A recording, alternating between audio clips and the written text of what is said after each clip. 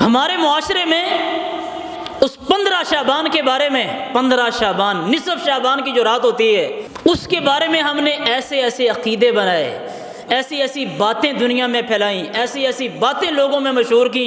جن کا اللہ کے رسول علیہ الصلوۃ والسلام کی حدیث ہے یا شریعت اسلامیہ کے ساتھ سرے سے کوئی تعلق ہی نہیں۔ شعبان کے مہینے کی فضیلت ہے، امام نسائی رحمۃ اللہ علیہ کی سنن میں یہ حدیث موجود ہے۔ اللہ کے رسول صلی اللہ علیہ وسلم سے سوال کیا، حدیث نمبر 2357، ایک نسخے کا نمبر، دوسرے نسخے کا نمبر 2359 ہے، اور اسامہ بن زید رضی اللہ تعالیٰ عنہ سوال کر رہے ہیں پیارے پیغمبر محمد رسول اللہ صلی اللہ علیہ وسلم سے، فرمایا اللہ کے نبی آپ جتنے روزے شعبان کے مہینے میں رکھتے ہیں، اللہ کے نبی میں نے آپ کو رمضان کے علاوہ اتنے روزے کبھی رکھتے ہوئے نہیں دیکھا، کیا وجہ ہے؟ اب اللہ کے رسول صلی اللہ علیہ وسلم اس شعبان کے مہینے کی فضیلت بیان کر رہے ہیں،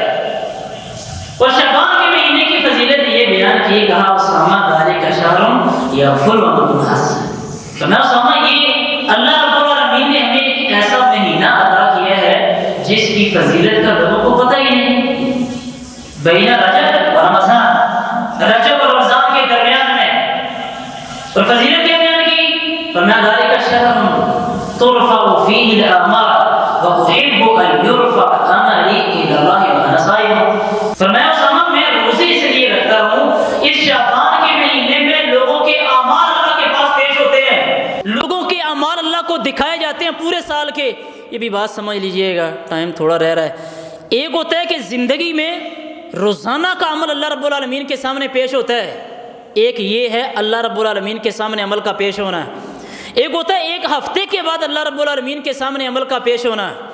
اور تیسرا ہے ایک سال کے عمل کا پیش ہونا۔ روزانہ کا عمل بھی اللہ رب العالمین کے سامنے فرشتے پیش کرتے ہیں، ایک ہفتے کے بعد بھی عمل پیش ہوتا ہے، ایک سال کے عمل شعبان کے مہینے میں پیش ہوتے ہیں، اور چوتھے انسان کے مرنے کے بعد اس کی ساری زندگی کے اعمال اللہ رب العالمین کے سامنے پیش کیے جائیں گے۔ اور اللہ کے رسول علیہ الصلوۃ والسلام نے فرمایا اسامہ میں روزے اس لیے رکھتا ہوں کہ شعبان کے مہینے میں اللہ کے سامنے اعمال پیش ہوتے ہیں، اور میں یہ چاہتا ہوں کہ جب میرا عمل اللہ کے پاس جائے میں اس وقت روزے کی حالت میں ہوں، اس لیے میں روزے رکھتا ہوں۔ امام بخاری رحمۃ اللہ علیہ کی صحیح بخاری میں حدیث نمبر 1970 ہے،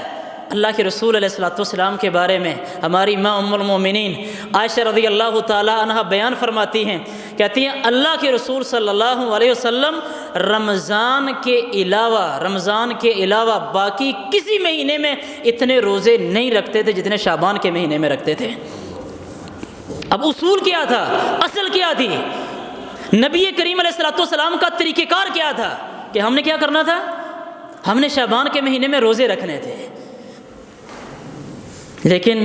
شاید آپ میں سے کسی نے سنا ہو، لیکن آج تک اکثریت مسلمانوں کی ایسے ہے جن کو شعبان کے مہینے میں روزے رکھنے کا پتہ نہیں۔ اس کی وجہ ہمیں طریقہ ہی نہیں پتہ اللہ کے رسول علیہ الصلوۃ والسلام کا،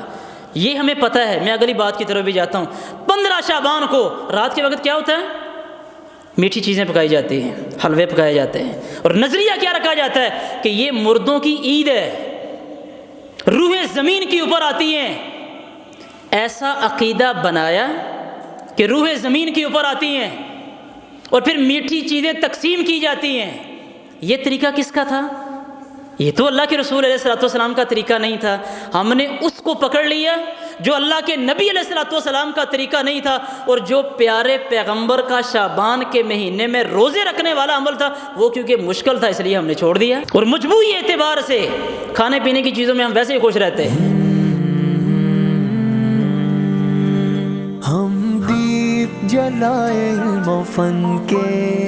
ہم دیپ جلائے علم و فن کے،